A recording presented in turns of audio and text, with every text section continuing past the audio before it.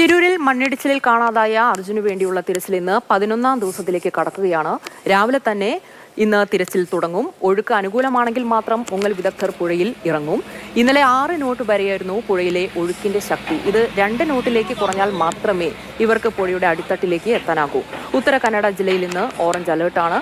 കഴിഞ്ഞ ദിവസത്തെ പോലെ ഇന്നും മഴയ്ക്ക് സാധ്യതയുണ്ട്. ദൗത്യ സംഘത്തിൽ ചേർന്ന റിട്ടയർഡ് മേജർ ജനറൽ ഇന്ദ്രബാലൻ ഇന്ന് റിപ്പോർട്ട് നൽകും. KB ശ്രീധരനുണ്ട് തത്സമയം അവിടെ നിന്ന് വിവരങ്ങൾ നൽകാൻ. ശ്രീധരൻ, 16-ാം തീയതി തുടങ്ങിയ അന്വേഷണം ഇപ്പോൾ എത്തി നിൽക്കുന്നത് 26-ൽ. നീണ്ട 11 ദിവസത്തെ കാത്തിരിപ്പിന് ശേഷം ഇതുവരെ നമുക്ക് അർജുനിലേക്ക് എത്താൻ കഴിഞ്ഞിട്ടില്ല. ഏറെ പ്രതീക്ഷ നൽകി ലോറി എവിടെയാണ് എന്നുള്ളത് ലൊക്കേറ്റ് ചെയ്തു. പക്ഷെ നമ്മൾ നേരത്തെയൊക്കെ റിപ്പോർട്ട് ചെയ്തതുപോലെ തന്നെ ഈ പുഴയുടെ അടിയൊഴുക്ക് അതിശക്തമായിട്ടുള്ള കുത്തൊഴുക്ക്, ഈ 6 നോട്ട്സ് വരെ ഒരു സാധ്യതയുമില്ല ഇറങ്ങാനായിട്ട്. കാരണം അത്രത്തോളം അതിസാഹസികമാണ്, അസാധ്യമാണ് എന്ന് കരുതുന്ന ഒരു ദൗത്യത്തിലേക്ക് ഇന്നത്തെ കാലാവസ്ഥ കൂടിയാണ് ഏറ്റവും പ്രധാനപ്പെട്ടതായി മുന്നിലുള്ളത്. എങ്ങനെയാണ് നിലവിലെ സാഹചര്യം? ഇപ്പോൾ ഷിരൂരിൽ ഓറഞ്ച് അലേർട്ടാണ്. അപ്പോൾ കാലാവസ്ഥ കൂടി അനുകൂലമായെങ്കിൽ മാത്രമേ ഇന്നത്തെ ദൗത്യം അത് പൂർണ്ണതയിലേക്ക് എത്താൻ കഴിയുകയുള്ളൂ എന്ന് ജില്ലാ കളക്ടർ തന്നെ വ്യക്തമാക്കിയ ഘട്ടത്തിൽ ഇനിയുള്ള സാധ്യതകൾ എങ്ങനെയാണ് രക്ഷാദൗത്യത്തിന് മുന്നിൽ?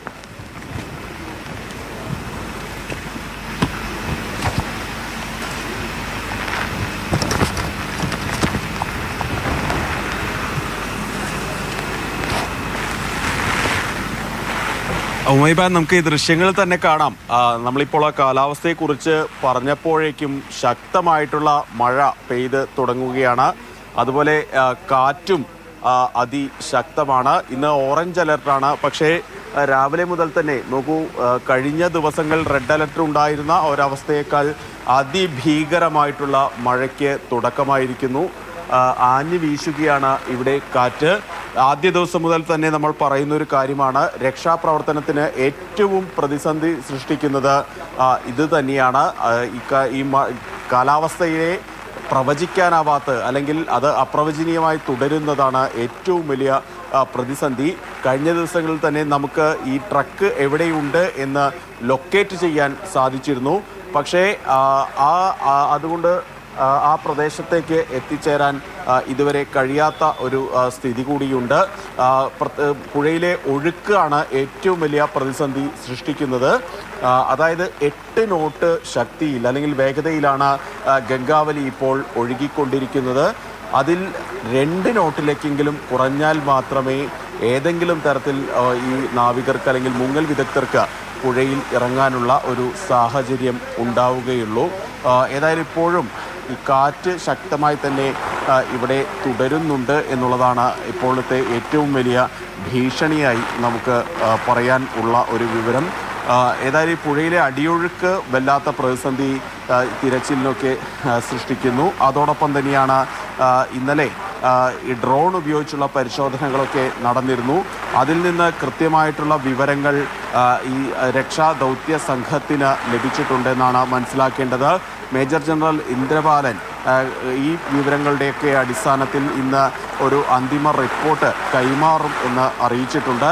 ഈ 3ാമത്തെ സ്പോട്ടിൽ 4 സ്പോട്ടുകളാണ് കഴിഞ്ഞ ദിവസത്തെ ഒരു സിഗ്നലിൽ അത്യാധുനിക സംവിധാനങ്ങൾ ഉപയോഗിച്ചുകൊണ്ടുള്ള പരിശോധനയിൽ ലഭിച്ചത്. അതിൽ 3ാമത്തെ സ്പോട്ടിലാണ് ഈ ട്രക്ക് ഉള്ളത് എന്നുള്ളതാണ് നിലവിലെ വിവരം.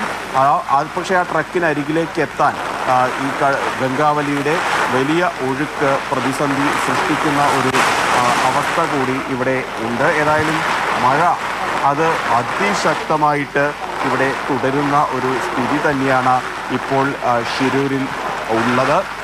ഏതായാലും ഈ ഒഴുക്ക് ഏതെങ്കിലും തരത്തിൽ, അല്ലെങ്കിൽ നമ്മൾ പറഞ്ഞ പോലെ ഗംഗാവലി പുഴ അനുവദിച്ചാൽ മാത്രമേ നമുക്ക് പുഴയുടെ അടിത്തട്ടിലേക്ക് എത്താനാവൂ.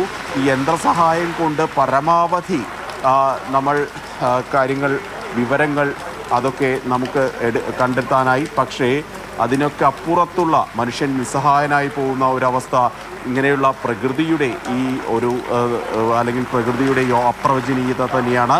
നിലവിലേതായാലും പുഴയിലെ ഒഴുക്ക് ഏതെങ്കിലും തരത്തിൽ കുറഞ്ഞാൽ മാത്രമേ, അല്ലെങ്കിൽ കാലാവസ്ഥ പൂർണ്ണമായും അനുകൂലമായാൽ മാത്രമേ നമുക്ക് ഈ പുഴയിൽ ഇറങ്ങിയുള്ള തിരച്ചിൽ സാധ്യമാകൂ. ഇന്നലത്തെ തിരച്ചിലിൽ മനുഷ്യ സാന്നിധ്യം കണ്ടെത്താൻ ആയിട്ടില്ല.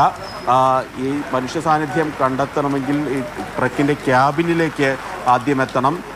ഈ മുങ്ങൽ വിദഗ്ധർക്ക് ട്രക്കിൻ്റെ ക്യാബിനിലേക്ക് എത്താനാവാത്ത ഒരു സ്ഥിതിയും ഉണ്ട്. ഇതോടൊപ്പം തന്നെയാണ് മറ്റ് ഒരു ലോറിയുടെ ക്യാബിൻ കൂടി ഈ ഒരു സ്പോട്ടിൽ കണ്ടെത്തിയത്. ഏതായാലും ഇന്നും ആ പുഴയിലേക്ക് ഇറങ്ങാനുള്ള നടപടികൾക്ക് തന്നെയാണ് മുൻതൂക്കം. ഇനി ചെയ്യാനുള്ള ഒരു പ്രധാന കാര്യം പുഴയിലേക്ക് ഇറങ്ങി മുങ്ങിത്തപ്പുക, അതിനിടയിൽ അർജുൻ ഉണ്ടോ ഇല്ലയോ എന്നുള്ള കാര്യത്തിൽ ഉറപ്പുവരുത്തുക എന്നുള്ള കാര്യമാണ്. നോക്കൂ, ഇന്ന് 11ാം ദിവസമാണ് ഈ തിരച്ചിൽ പുരോഗമിക്കുന്നത്. ഇതിങ്ങനെ അനന്തമായി നീട്ടിക്കൊണ്ടുപോകാൻ ആവില്ല എന്നുള്ള ഒരു കാര്യം കൂടി ഈ നിമിഷത്തിൽ നമ്മൾ ഓർക്കണം. ഏതായാലും ഈ കുടുംബത്തെ കൂടി ഈ തിരച്ചിൽ സ്ഥലത്തേക്കൊക്കെ കഴിഞ്ഞ ദിവസങ്ങളിലെല്ലാം തന്നെ എത്തിച്ചിരുന്നു. ഇന്ന് ഏതായാലും ഇക്കാര്യത്തിൽ നമ്മളെല്ലാ ദിവസവും പറയുന്ന പോലെ ഇന്നും ഈ തിരച്ചിൽ നിർണായകമാണ്. പക്ഷേ ഇന്ന് കുറച്ചുകൂടി പ്രതീക്ഷ നമുക്ക് ഉണ്ട്. അതിന് പ്രധാന കാരണം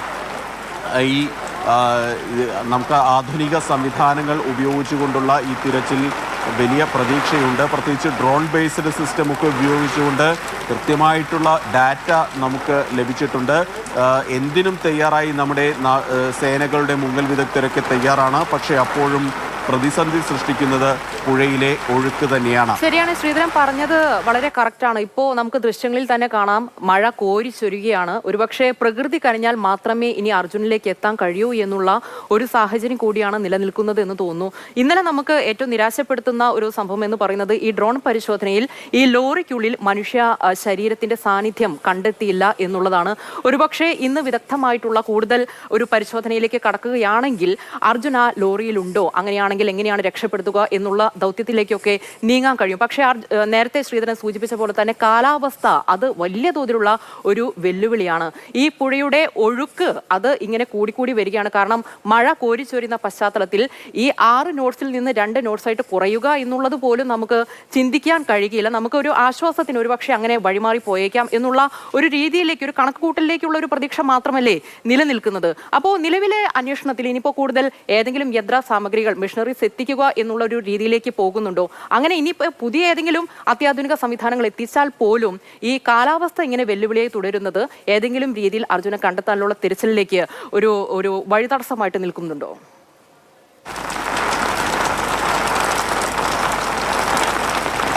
നിലവിൽ ഒരു ഡ്രഡ്ജിങ് യൂണിറ്റ് എത്തിക്കാനുള്ള ശ്രമങ്ങൾ നേരത്തെ മുതൽ തന്നെ നടത്തുന്നുണ്ട്. പക്ഷേ ഡ്രഡ്ജർ ഇവിടേക്ക് എത്തിക്കുക എന്നുള്ളതാണ് നമുക്ക് ഒരു വെല്ലുവിളി നിറഞ്ഞ ഒരു കാര്യം. ഏതായാലും പുഴയിലെ ഒഴുക്ക് തന്നെയാണ് പലപ്പോഴും വലിയ പ്രതിസന്ധി. നമ്മൾ എന്തൊക്കെ യന്ത്രം കൊണ്ടുവന്നാലും പുഴ കരിഞ്ഞാൽ മാത്രമേ അതിൻ്റെ അടിത്തട്ടിലേക്ക് പരിശോധനയ്ക്ക് തിരച്ചിലിന് നമുക്ക് ചെയ്യാനാവൂ. ഏതായാലും പുഴയിലെ ഒഴുക്ക് കുറയാതെ ഒരു കാര്യവും മുന്നോട്ട് പോവില്ല എന്നുള്ളത് തന്നെയാണ് ഇപ്പോഴത്തെ സ്ഥിതി. ഏതായാലും നടപടികൾ ഇന്നും രാവിലെയും തന്നെ പുരോഗമിക്കുമെന്നാണ് അറിയുന്നത്. 7 മണിയോട് കൂടി തന്നെ സേനാ ഉദ്യോഗസ്ഥർ ഈ സ്ഥലത്തേക്ക് എത്തും. അതിനുശേഷം അവർ ഒരു യോഗം ചേരും. ആ യോഗത്തിന് പിന്നാലെ അവർ ആക്ഷൻ പ്ലാനിലേക്ക് കടക്കുമെന്നാണ് മനസ്സിലാവുന്നത്. കഴിഞ്ഞ ദിവസങ്ങളിലെല്ലാം തന്നെ അങ്ങനെയുള്ള ഒരു രീതിയായിരുന്നു ഈ രക്ഷാപ്രവർത്തകരുടെ ഭാഗത്തുനിന്ന്, ദൗത്യ സംഘത്തിൻ്റെ ഭാഗത്തുനിന്ന് ഉണ്ടായത്. ഏതായാലും ഈ കാലാവസ്ഥ തന്നെയാണ് ഏറ്റവും വലിയ പ്രതിസന്ധി എന്നുള്ള കാര്യത്തിൽ യാതൊരു സംശയവുമില്ല. നോക്കൂ, കഴിഞ്ഞ കുറച്ചു നേരമായിട്ട് പെയ്യുന്ന മഴയുടെ ശക്തി അത് അതിഭീകരമാണ്. കാറ്റും ആഞ്ഞു വീശുന്നുണ്ട്.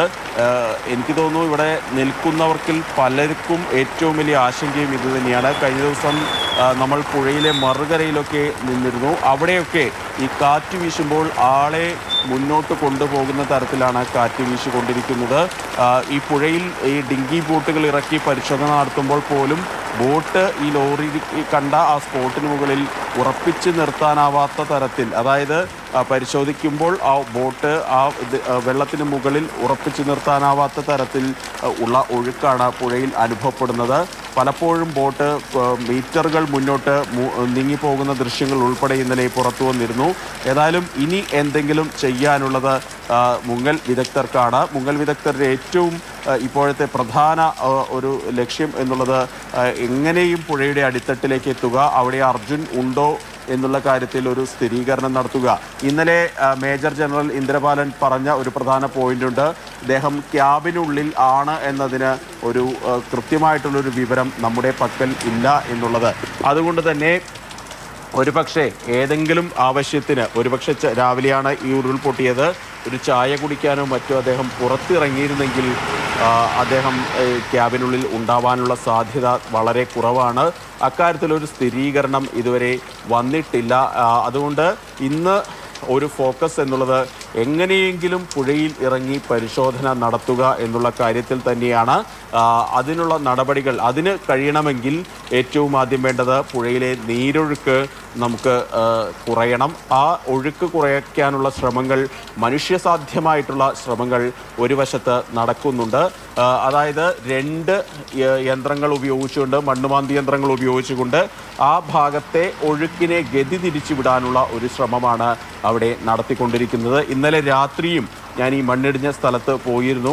അപ്പോഴും അവിടെ ഈ നടപടികളൊക്കെ തുടരുന്നുണ്ട്. അതായത് രാവിലെ 6 മണിക്ക് തുടങ്ങുന്ന ആ മണ്ണ് മാറ്റുന്ന നടപടികൾ രാത്രിയും ഒരു തടസ്സവുമില്ലാതെ തുടരുന്ന ഒരു സ്ഥിതി കൂടി ശരി ശ്രീധർ, എന്തായാലും 11ാം നാളിലേക്ക് കടക്കുകയാണ് നമ്മുടെ അർജുനെ കണ്ടെത്താനുള്ള അന്വേഷണം.